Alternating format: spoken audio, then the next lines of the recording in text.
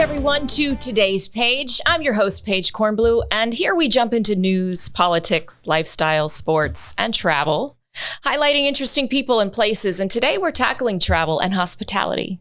My guest on today's Page is John Tolbert. He's the Senior Vice President, Asset Management of BRE Hotels and Resorts. That's Blackstone Real Estate Group, for those who don't know. Many of us here in South Florida know John very well. Welcome, John. Thank you. It's great to be here with you, Paige. You served as president and managing director of the Boca Raton for many years. At that time, for a long time, we knew it as the Boca Raton Resort and Club, right? Absolutely. And you did some great things there. Your resume also includes some leadership positions at LXR Luxury Resorts.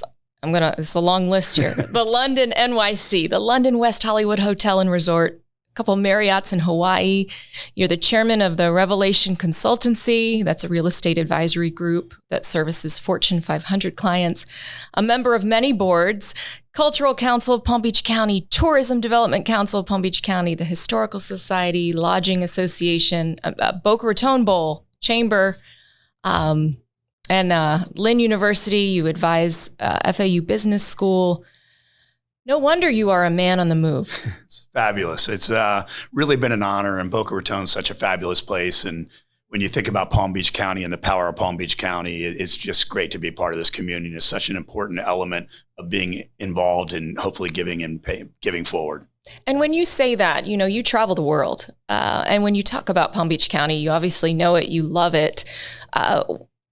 Explain to us the reach and what an impact this county and region makes all around. I've been a huge advocate of Boca Raton. I was here in 1995 and went through the Independent Hotel when Huizinga bought it, and we created Boca Resorts, Inc., which was Arizona Biltmore, the Florida Panthers, the baseball team, and all the marinas, and South Florida, 80% of the super yacht marinas. So I've had an affinity for a long, long time towards Palm Beach County, for South Florida in particular, but I gravitate towards Boca Raton and Palm Beach County. And I just think it's the things that you're seeing happen today, all the fastest growing companies relocating to this market, all the great private schools, and what's happening when you think about where people are moving and why they're moving. When they say South Florida, the epicenter is at Boca Raton. When you think about the airport in Palm Beach, you think about Fort Lauderdale, you think about the magnificent access to Miami, and more importantly than anything, we're going to see for the first time what Brightline is, the power of Brightline. And I happened to speak with the president on a panel not too long ago. And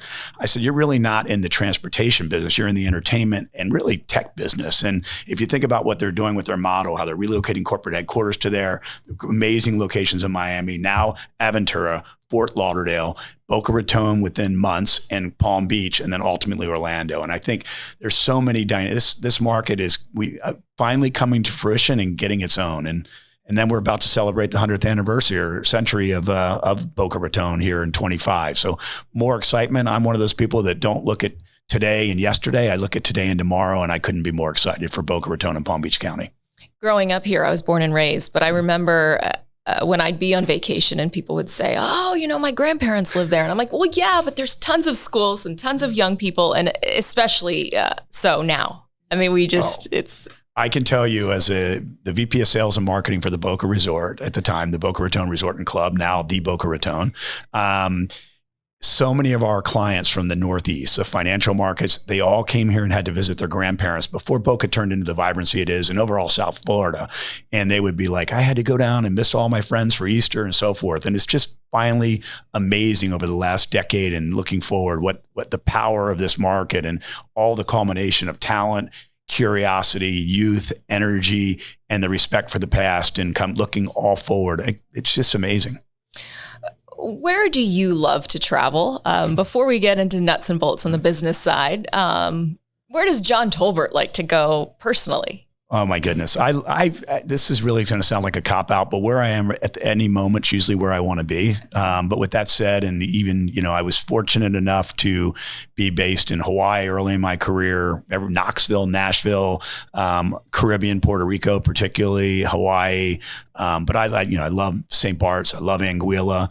I love Italy. I love Spain. I like Paris, obviously, and London. So, and then I'm really interested. I like Mexico a lot as well. So, what they're doing in Cabo and what Tulum Tulum. And then I want to find out who the new Cabo is. And I want to see who the new Tulum is, as those becoming, it used to be the emerging markets and now they're the established markets. So where else in Mexico can we discover and find interesting and build on that mystique? Any bucket list? I guess that would be what you'd recommend. That the list you just gave us would be some bucket list if you were to write a book. Huh? I have not spent as much time in Australia, New Zealand that I'd like to. I'd like to spend a little bit more time and really visit Bali and that part of the world. And I feel there's a real void. I don't know. I have a great connection and draw towards Australia and New Zealand. And I love the people. I like the interesting topography and the geographic environment. And I just really want to embrace that at some point. And whether it be the wine country or in the heart of Sydney and at the Opera Center. What's your role now? Explain your role at BRE. I am very fortunate to work with an incredible group of talented individuals. We oversee amazing assets. I mean, Blackstone has the most unique collection of trophy assets, I would argue, of any private equity firm in the business. And we have from the Ritz-Carlton, Kapalua to Grand Wailea to the Turtle Bay on the North Shore to the Arizona Biltmore. And it's funny because many of these hotels I worked in early in my career in different capacities, and whether it was Hyatt or a different management company or ownership group, the Del Coronado is unbelievable. And we have fun with a couple little really interesting little boutique hotels in Key West, which is 24 North in the Gates. And we're about to do some really exciting things there. Oh my goodness. So how many total properties are there? Well, there's hundreds in the portfolio because we're in the select service sector. My aspect is working with my counterparts in the asset management team and then unlocking value and creating value. So how do we build new retail? How do we build interesting restaurants? We're about to announce a great partnership in Hawaii with 3 of the most prominent chefs. So when you take hardware and bring it together with software, we program it and create the experiential aspects of it. It's amazing. And we're doing a lot of incredible things with visiting chefs, visiting artists. Just every day we say, how do we do it better? And that's even on our best day, how do we do it better? How do you do it better? I mean, I think luxury resorts in general have gone to a whole other level these days. I mean, where do you begin? Well, when you had legacy hotels like we did, I mean, each one of those hotels were at least 30 to 50 year old. The Arizona Biltmore, Turtle Bay was built originally to be a casino in the 60s and never matured to that level, but an amazing destination. Ritz Kapalua opened up in the early 90s, Grand Wailea in the early 90s. And we are doing very similar to what's happening in the backyard here with the Boca Raton. I mean, a major transformation. And what I like to say coming out of COVID, the worst thing that would happen is if nothing changed at all. And we're fortunate, much like what MSD and Capital and their partners have done with the transformation of the Boca Raton, we've done that equal transformation in some ways, each one unique. I say they're not built to be competed with, they're built to be enjoyed, and you should enjoy all of them. And I think that you'll see the transformation of Ritz Kapalua. We have Adam Tahani redoing the Grand Wailea. We're doing a a 40,000 square foot spa, $30 million spa there. And when it opened, it was one of the best spas in the world. It was the benchmark. So reestablishing each one of those, and then Turtle Bay on the North Shore. If you have not been to the North Shore of Oahu, it's what they call 7 miles of the greatest surfing in the world. We have, all the great surfers are over there, and what we've done at Turtle Bay, that transformation, the bungalow product, the main hotel, it's just incredible. So we're really excited, and having the opportunity to have a company like Blackstone that made the commitment during COVID and said, we got to take advantage of this because we run such high occupancies in those markets. How do we transform them at the same time and put the right amount of capital and the right attention into the areas that really can attract today and tomorrow's customer and stay relevant? And that's our goal every day. It's again, back to even on our best day, how do we do it better? And that's one thing that's expected with BRE. With our president and chairman is every day you're hired to create excellence, and that's what we expect.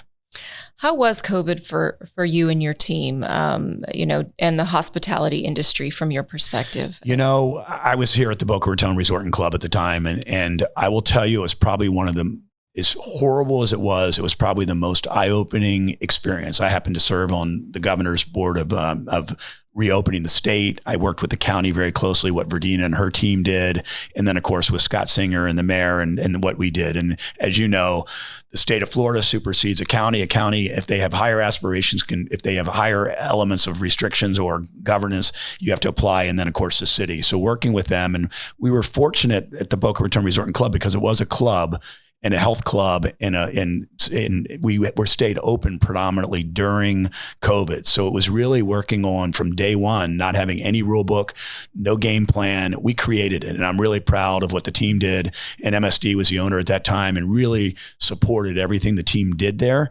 And I think we were really in many ways the pioneer of coming out of COVID in a really thoughtful way, and then taking care of our members and our guests at the same time, and primarily our members. And that was the focus: is how do we make sure we created a ghost kitchen that allowed the best of Luca, the best of Serendipity, the best of Morimoto, and we're able to provide to-goes. We created these pop-up experiences during COVID, but obviously very attentive to social distancing. But a lot of really interesting things came out of COVID. The technology acceleration from online reservations for pool chairs, online reservations for things that you just would show up for. And what that allows, and we adopt today, is whether it's the QR codes. And I look at these as not cost saving vehicles. I look at them as better enhancement. If I can provide a concierge experience at every touch point with every guest and every member, as opposed to a transactional service experience of, can I take your order? How can I serve you? But everyone's functioning as an ambassador of the guest experience and elevating that. And technology has just been an incredible driver, and it's really helped us in everywhere. And I think having that experience here in Boca Raton, reopening and staying open. When I got to Hawaii originally, when I took the job with BRE, my primary emphasis was to be in Hawaii. We had these shut down hotels. I was the only one living in Grand Wailea, only one going over at that time. These were completely shut down, and Hawaii was very conservative in its reopening. And I think we were very fortunate of how we come out of this. We've actually had in 21, 22, and 23 of the 30 to 35 years of each one of those hotels, they're having the financial most successful years over that period of time. And that's through just really focusing on incredible guest experience and recognizing those people who are going to travel are going to travel. And their expectations are still that we might have protocols in place for social distancing, depending on the market, testing in many places. And they were changing every single day. And it was really embracing the team to make sure they understood it and making sure we were really thoughtful and attentive and respectful for the guidelines and making sure we created unparalleled guest experiences throughout. You mentioned the team. People are certainly traveling. How are the teams? We notice shortages with restaurant staff or hotel, where everyone's trying to catch up again. What's your message to employees everywhere coming out of this and some of us still foot in it, obviously? Absolutely. And I think, a lot of right siding in this business happened. I think those businesses that already really took care of their team members, they were the first to have team members come back. More importantly, they also recognize that the inflation situation, the supply chain situation, the heart and soul of every aspect is our team members. And if we have unbelievable and unparalleled team members with a high level of engagement and wanting to deliver luxury experience, our guests are ultimately going to be the beneficiary of that. And I say the same thing. If you take care of the guest and take care of the asset, and take care of the employees, your ownership will be happy, the brand will be happy, and the guests will be happy. And I'm passionate about that, but it is a challenging time in many markets. The culinary, particularly, you're seeing, line cooks, housekeeping is really interesting, but we've tried to be on the forefront, always have said, let's really be the employer preference and the employer choice. And that's BRE's message. And it was quite frankly, the message when we were here previously. Realistically, how do you keep everyone happy? I can't imagine your role, because so many guests are in heaven, but then you certainly hear from those who you probably, I don't know, I'll be kind, but how do you juggle that? Paige, that's an interesting question, because I went from an operator to operating a hotel to now managing through other brands. And it's really hard because I want to run the brand and I don't run Ritz-Carlton. We hired Ritz-Carlton because they're an amazing operator. We hired Waldorf Astoria, Grand Wailea. We have Curio. So it's not only about that, it's motivating the brand, having alignment with the ownership in the brand to ultimately take care of your team members and ultimately take care of the guests. But I will tell you, most guests traveling of late have been really happy just to be traveling and really want to travel. And we've had the highest guest scores we had a 10% increase as part of the renovation at Ritz-Carlton Kapalua, which is just stunning renovation. But more importantly, the intent to recommend from a guest has gone up 10 points in the last 12 months. Grand Wailea is having record performance, but also record scores on cleanliness, guest service, guest innovation, and team member engagement. So those are the kind of benchmarks we look for. And our biggest ambassadors are happy guests. So that's a priority. And we are delighted in the challenge every day of exceeding their expectations. You mentioned, of course, a lot of the changes at the Boca Raton. Have you been there lately? Have you seen? I mean, whoa! It's amazing, and I had the pleasure of being a part of that team when we were selling the resort to MSD Capital. And I said at the time, that period of time, every ownership group that's had Boca over the years, and that goes back to 1926, has done everything they can to be the best at that period of time. And I say that the same thing about the president of the resort. You go back to Michael Glenny, who's my mentor today, an amazing man. I happened to be at an event with him at the Tavern Club on Sunday night with he and Diane. He's still involved, by the way, on some committees. He's amazing, and he's a great leader, and we want everyone to be successful. And all boats rise together. But I will tell you, and we said this from the day one, you could not ask for a better ownership group for the Boca Raton Resort and Club than MSD Capital. Their investment into it is incredible. Their commitment and long-term horizon, really since maybe Addison Meisner, and unfortunately some financial crisis and hurricanes hurt him. But I don't think there's an ownership group that has the long-term investment strategy that operates some of the most luxurious resorts in the world, the Four Seasons Hawaii, the Four Seasons Maui. They're building this amazing hotel with the Four Seasons Hotel and Residences over in Naples, Florida. And with the Boca Raton and their commitment, they hired a dream team of designers. Obviously, George Garcia played a big role in that. David Rockwell, who we were very close with. A lot of the plans were part of the vision that we sold, but I will tell you, they executed on it, and I think they've done a good job. And I think people need to be a little patient because it's change, and not everyone likes change, but there is not an ownership group that has invested the amount of capital that they're putting into that resort. And I said early on, I think they're going to be the best owner for long-term for the membership and for the guest. And they're committed to excellence. They're committed to 5-star. They're committed to creating really, truly boutique. I mean, one of the challenges with Boca, depending on what ownership group you went back to, and I went through 4 ownership groups, is that each one had a little different strategy. And one day you're a group hotel, one day you're a transient hotel, but the membership was always the heart and soul of the club. And as that continues to evolve, it's going to be great. And you look at Major Food Group, they brought in to redo the restaurants. You couldn't add, I mean, they're the hottest group in the world right now, literally. So you got a dream team, you've got a dream team of ownership that's financially committed to creating the best trophy asset, luxury private club, and 5 unique boutique hotels, whether it's on the harbor side or the beach side, and the investments will continue. I think you're going to be really proud. The members will be highly engaged and highly excited at the outcome. And now listen, it's been a tough couple years during the renovation, but the outcome is amazing. Flamingo Grill, the new Italian restaurant is great. The pool club on the harbor side is fantastic. And I give them a lot of credit. And I've always said that this county should be bookend with the 2 greatest resorts in the country. And that's the Breakers, what Paul Leone's done there, and really led the way with the renovations and transformations and maintaining relevancy. They've just continued to reinvest. And same thing with Boca now. And you bookend the county with the 2 best resorts in the world, with the Boca Raton and the Breakers. And then all the other magic happens. Everything's matured here. The amount of businesses that are here, the amount of residents that are here, and just simply want to luxuriate. And I don't think you're going to find a better place. Bam. I'm so proud to be here. Thanks, John. It's so good. And I agree. You mentioned a word, commitment. And I think for anybody who knows you, knows you're committed to what you participate in. You're a believer in giving back. And I got to know you especially, different projects, but especially in Ballroom Battle. Oh my goodness. A big commitment. I've talked about it a lot on this show with different guests I have, but you competed on the dance floor to raise money for the George Snow Scholarships scholars. And these are kids who wouldn't otherwise have gone to college. And you won the fundraising competition. This was in 2017.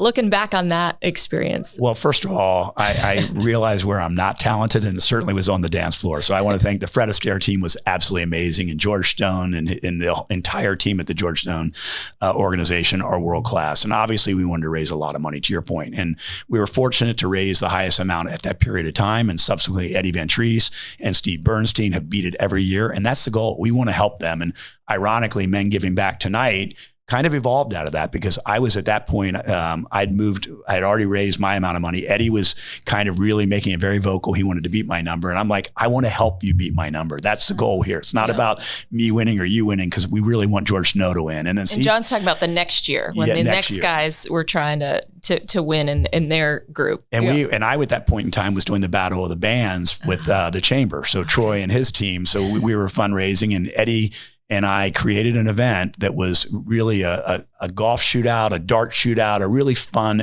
And we raised almost $100,000, of which 50 went to Eddie for the George Snow, 50 went to chamber. I could be off slightly one way or the other. And that event kind of led to the men, with Giving Hearts and what we're doing back to, and what we're doing tonight and going forward. And, I have such tremendous respect for the Junior League and Impact 100 and what they've done. And, I think we said, how do we do something that's not designed to compete with them in any given way?